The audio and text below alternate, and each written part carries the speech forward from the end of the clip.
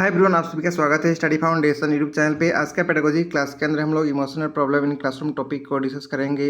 ये class number 93 है। इससे पहले का जितना भी क्लास हो चुका है teaching learning process and pedagogy unit का या फिर एजुकेशन साइकोलॉजी का, ये सभी क्लास का लिंक आप सभी को डिस्क्रिप्शन बॉक्स में मिल जाएगा।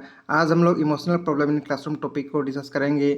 यदि आप सभी को ये दोनों यूनिट का ई बुक चाहिए, एजुकेशन साइकोलॉजी या फिर जो teaching learning process and pedagogy है इसका, या फिर असाइनमेंट्स पीपल का, तो ये सभी का लिंक आप सभी को डिस्क्रिप्शन बॉक्स में मिल जाएगा। आइए आज का टॉपिक को शुरू करते हैं। तो चलिए वीडियो को शुरू करते हैं। आज हम लोग emotional problem in classroom topic को डिस्कस करेंगे, लेकिन उससे पहले सबसे पहले इमोशन किसको कहा जाता है आइए जानते हैं। इमोशन टर्म डिराइव हुआ है लैटिन टर्म से। इमोवेर जो है वर्ड से डिराइव हुआ है, जिसका मतलब होता है टू स्टेयर, टू एजिटेट या to move. Hence emotion is refer to as state of organisms. Emotion is often defined as a complex state of feelings that result in physical and physiological changes that influence the thought and behavior. यानी emotion जो है एक complex state of feeling को कहा जाता है, जो कि फिजिकल या फिर फिजियोलॉजिकल चेंजेस की वजह से होता है, जिसके अंदर थॉट या बिहेवियर में चेंजेस होता है। इंपॉर्टेंट कैरेक्टरिस्टिक्स क्या हो सकता है इमोशन का? Emotion is a state of organisms. It is a specific condition of the mind. Emotion is a feeling of pleasantness and unpleasantness. An emotion is always aroused by certain stimulus. The same stimulus may arouse different emotions. Maturation play an important role in emotional development. There are objective and subjective factors in development of emotions. Emotion is more intense than feeling. तो ये सब जो है important characters है emotions का। इसके बाद next हम लोग इंपॉर्टेंट कंपोनेंट ऑफ इमोशन को डिस्कस करेंगे। 5 इंपॉर्टेंट कंपोनेंट डिस्कस करेंगे। सबसे पहला है कॉग्निटिव। कॉग्निटिव मतलब दिमाग से रिलेटेड कुछ होगा यहाँ पे। The emotions experience by individual are dependent on the situation whether it is classified dangerous और innocuous as a consequence of thinking. Next है physiological. Emotion also effect the physical body and influence it. For example emotion cause sweating, increased blood pressure, increased rate due to fear or excitement. Next is experimental. This feeling can experienced by human only as they have ability to reflect how an experience affect the emotions. Next is expressive. Emotion can be conveyed through facial expression or hand and body gestures like nodding your head can be used to affirm yes or no. Anger or happiness can be expressed by frowning and smiling. Next is behavioral. Confronted by situation in which fight or fight are only options are indicative of a pattern of behavior influenced by person emotional state. यानी behavioral जो है एक component है, जिसके अंदर जो है situation के ऊपर डिपेंड करके आदमी जो है किस प्रकार जो है बिहेव करना चाहता है वो यहाँ पे शो अप हो सकता है। इसके बाद नेक्स्ट हम लोग डिस्कस करेंगे theories of emotion. 2 important theory जानेंगे, लेकिन उससे पहले कुछ इंपॉर्टेंट बातों को जानते हैं। There are positive emotion and negative emotion and this emotion can be related to an object, an event, social emotions, self appraisal emotion etcetera. यानी पॉजिटिव और नेगेटिव इमोशन होता है जो कि जो है हर एक समय पे प्रभाव डाल सकता है object, event, social emotion, self appraisal emotion के ऊपर। सम इमोशन आर इनेट। कुछ इमोशन जो है जन्मजात इनेट होता है। For example love, care, Joy, surprise, anger and fair, ये सब जो है इनेट होता है, इसीलिए इसको कहा जाता है प्राइमरी इमोशन। और कुछ इमोशन जो है सेकेंडरी होता है। Secondary emotion are those that we learn through our experience. Secondary emotion जो है उसको कहा जाता है जो हम लोग एक्सपीरियंस से सीखते हैं, जैसे कि प्राइड, रेग, same, neglect, sympathy and horror, ये सब जो है सेकेंडरी इमोशन का एग्जाम्पल है। ठीक है, इसके बाद नेक्स्ट हम लोग 2 इंपॉर्टेंट थ्योरी डिस्कस करेंगे इमोशन से रिलेटेड है। उनमें से सबसे पहला James Lange theory. James Lange theory of emotion was propose by psychologist William James and Carl Lange's. तो जेम्स लैंग थ्योरी जो है विलियम जेम्स और कार्ल लैंग के द्वारा जो है प्रपोज किया गया था। अकॉर्डिंग टू दिस थ्योरी, इस थ्योरी के हिसाब से as we experience different events, हम लोग जो है अलग अलग इवेंट्स को एक्सपीरियंस करते हैं। Our nervous system develop physical reaction to this event, और हमारा नर्वस सिस्टम जो है जो इवेंट्स होता है उसके साथ जो है फिजिकल रिलेशंस बनाता है। For example this reaction include increase in heart beat. Example के रूप में हार्ट बीट का इंक्रीज होना, ट्रेम्बलिंग होना, अपसेट स्टमक होना, ये सब जो है फिजिकल रिलेशन जो है हमारा नर्वस सिस्टम बनाता है। ठीक है, this physical reaction in turn create emotional reaction, और ये फिजिकल रिएक्शन जो है जिसकी वजह से इमोशनल रिएक्शन होता है, जैसे कि एंगर, फेयर और sadness. For example imagine sitting in dark room all by your self. Imagine कीजिए कि एक डार्क रूम में जो है बैठे हुए हैं, suddenly you hear breathing sound behind you, और सडनली एक साउंड आपको सुनाई पड़ रहा है ब्रेथिंग का आपका पास में ही। योर हार्ट रेट इंक्रीज, तब क्या होगा, आपका हार्ट रेट जो है इंक्रीज हो जाएगा। And you may even begin to tremble, और आप सभी लोग जो है डरने लगेंगे। You interpret this physical response as you are scared and so you experience fear, और ऐसा इंटरप्रेट करेंगे कि कोई रिस्पॉन्स फिजिकल रिस्पॉन्स है जिससे आपको डर लगेगा और आप वहाँ से भागने का भी कोशिश कर सकते हैं। तो ये जेम्स लैंग थ्योरी के हिसाब से जो है यही बोल रहा है कि हम लोग जो भी इवेंट एक्सपीरियंस करते हैं, हमारा नर्वस सिस्टम जो है उसके ऊपर फिजिकल रिएक्शन करता है हर एक इवेंट्स के ऊपर, ठीक है। तो ये था जेम्स लैंग थ्योरी।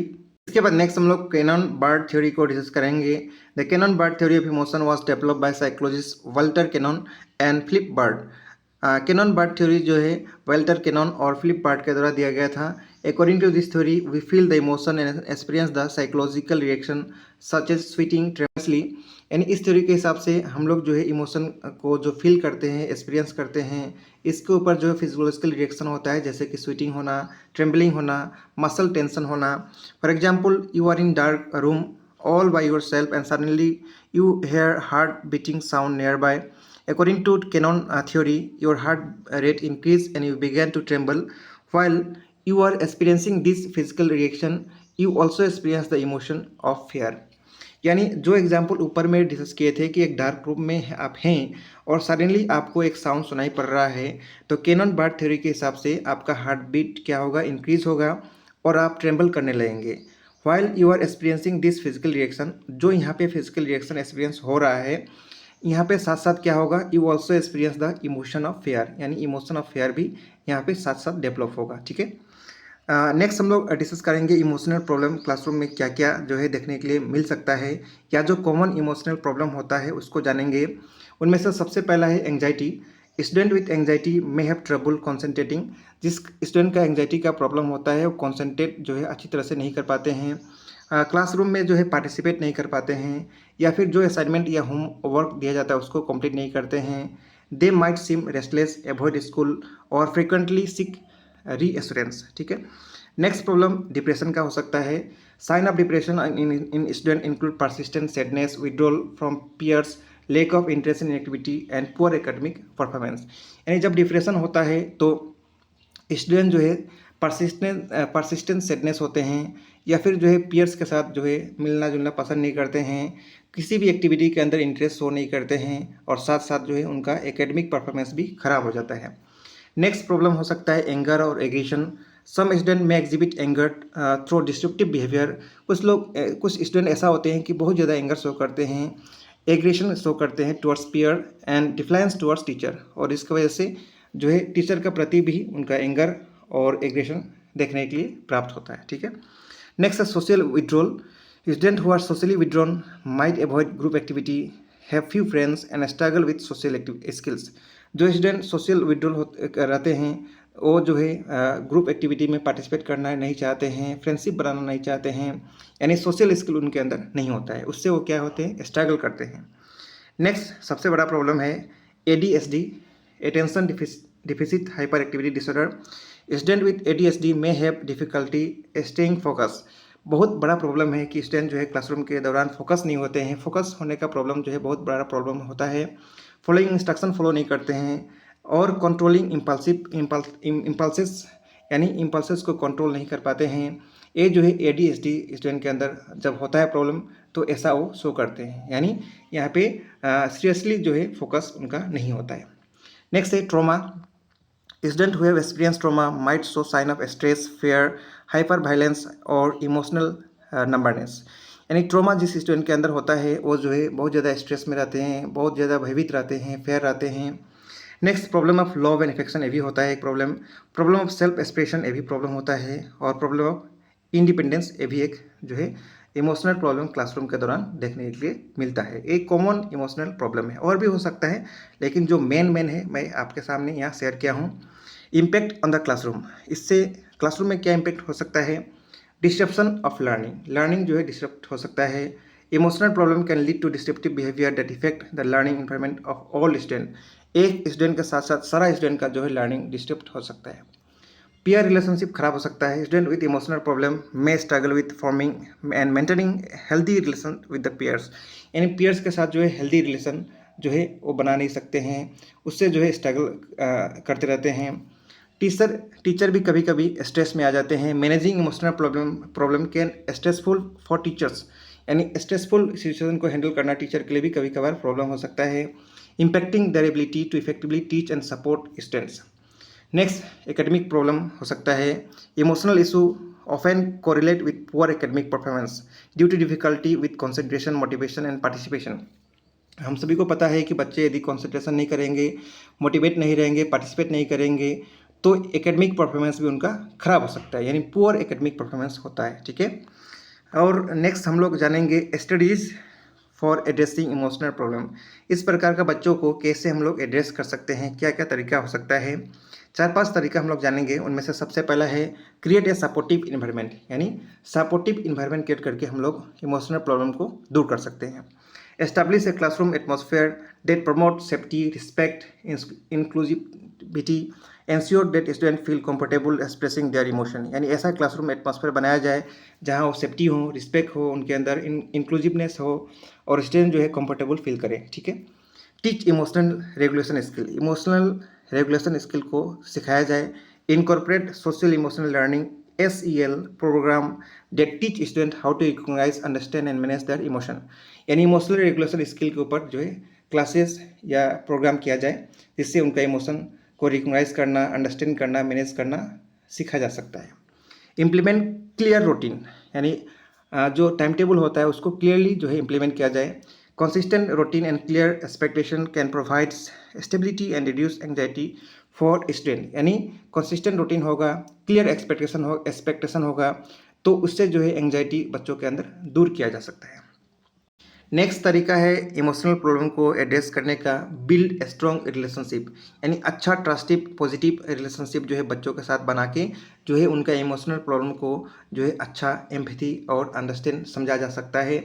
नेक्स्ट तरीका है प्रोफेशनल सपोर्ट देके, काउंसलर, साइकोलॉजिस्ट या सोशल वर्कर को इन्वाइट करके उनके साथ जो है कोलैबोरेशन किया जाए, उनको इमोशनल इशू के ऊपर जो है सपोर्ट प्रोवाइड किया जाए। इस तरीका से भी इमोशनल प्रॉब्लम को दूर किया जा सकता है।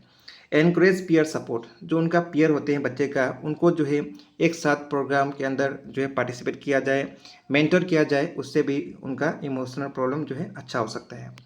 Next involve parents and guardian, यानी साथ साथ में पेरेंट्स और गार्जियन को भी जो है इन्वॉल्व उनको किया जाए। Engage family in the process, providing them with resource strategies to support their child emotional wellbeing at home, यानी घर पे भी जो है पेरेंट्स को या गार्जियन को बोला जाए कि इमोशनल जो है वेलबींग उसके ऊपर ध्यान दें, यानी गार्जियन भी ध्यान दें। ठीक है। एकोमोडेट इंडिविजुअल नीड्स, यानी इंडिविजुअल नीड्स के ऊपर एकोमोडेट किया जाए। Make accommodation for student with specific emotional needs such as allowing break, providing quiet space and modifying assignment, यानी बच्चों के तरीका से असाइनमेंट दिया जाए, उनका नीड्स के हिसाब से कुछ खेलने कूदने का स्पेस दिया जाए, प्रॉपर एक ब्रेक दिया जाए। ठीक है। तो ये सब तरीका से जो है हम लोग इमोशनल प्रॉब्लम को दूर कर सकते हैं। तो आज का टॉपिक यही था, इमोशनल प्रॉब्लम इन क्लासरूम, यानी क्लासरूम में क्या क्या इमोशनल प्रॉब्लम होता है और उसको कैसे दूर किया जा सकता है। तो ये सब हम लोग इस वीडियो के अंदर डिस्कस किए। नेक्स्ट वीडियो के अंदर हम लोग understanding adolescent learner role of family and school, उस टॉपिक को डिस्कस करेंगे। मिलेंगे अपकमिंग क्लास के अंदर। Thank you.